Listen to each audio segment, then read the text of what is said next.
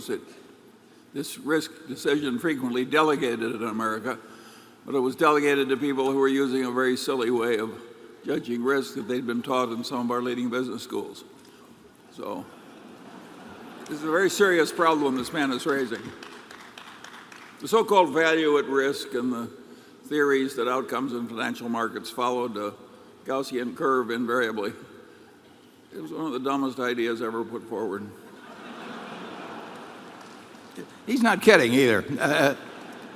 We've seen it in action, and the interesting thing is that we've seen it in action with people that know better, that have very high IQs, that studied lots of mathematics, but it's so much easier to work with that curve because everybody knows the properties of that curve and can make calculations to 8 decimal places using that curve.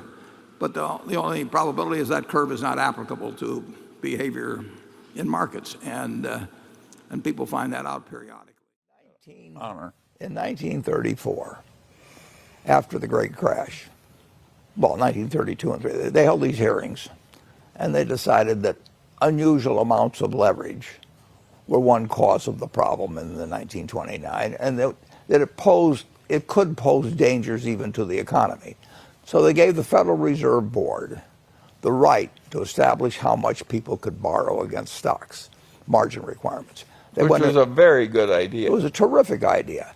And they totally sound. The Federal Reserve, between 1934 and 1973, used that power, I think, 23 or 24 times. They even raised margins to 100%. But they were the regulators of determining whether excess leverage might have systemic problems associated with it.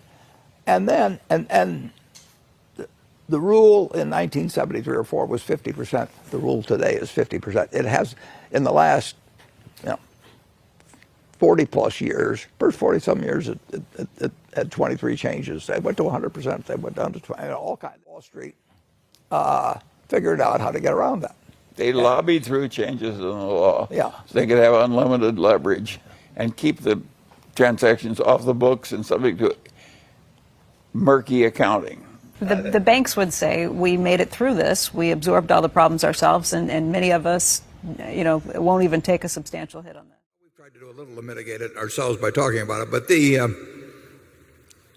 you're right that, and it isn't the derivative itself. I mean, there's nothing evil about a derivative instrument. As I mentioned, we have 60 some of them at Berkshire, and on Monday I will go over with the directors, I'll go over all 60 some, and believe me, we'll make money out of those particular instruments. But the usage of them on an expanding basis, more and more imaginative ways of using them, introduces essentially more and more leverage into the system. And it's an invisible or largely invisible sort of leverage. If you go back to the 1920s, after the crash, the United States government held hearings. They decided that leverage, margin in those days as they call it, leverage contributed to perhaps the crash itself and certainly to the extent of the crash. And it was like pouring gasoline on a fire when people's holdings got tripped. When stocks went down 10%, people had to sell, and another 10% more people had to sell, and so on. So leverage was regarded as dangerous, and the United States government empowered the Federal Reserve to regulate margin requirements, regulate leverage. And that was taken very seriously. And for decades, it was a source of real attention. I mean, if you went to a bank and tried to borrow money on a stock, they made you sign certain papers as to that you weren't in violation of the margin requirements, and they policed it. And it was taken quite seriously when the Fed increased or decreased margin requirements. It was a signal of how they felt about the level of speculation. Well, the introduction of derivatives and index future, all that sort of thing, has just totally made any regulation of margin requirements a joke. They still exist, and it's an anachronism. So I believe, I think Charlie probably agrees with me, that we may not know where exactly the danger begins and at what point it becomes a super danger and so on. We certainly don't know what will end it precisely. We don't know when it will end precisely. But we probably, at least I believe, that it will go on and increase to the point where at some point there'll be some very unpleasant things happen in markets because of it. You saw one example of what can happen under forced sales back in October 19th, 1987, when you had so-called portfolio insurance. Well, now portfolio insurance, and you ought to go back and read the literature for the couple of years preceding that. I mean, this was something that came out of academia, and it was regarded as a great advance in financial theories and everything. It was a joke. It was a bunch of stop-loss orders, which, go back 150 years or something, except that they were done automatically and in large scale by institutions, and they were merchandised. People paid a lot of money to people to teach them how to put in a stop-loss order.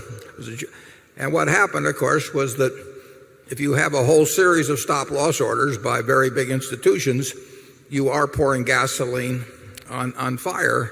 And when October 19th came along, you had a 22% shrink in the value of American business, caused essentially by a doomsday machine. A dead hand was selling as each level got hit.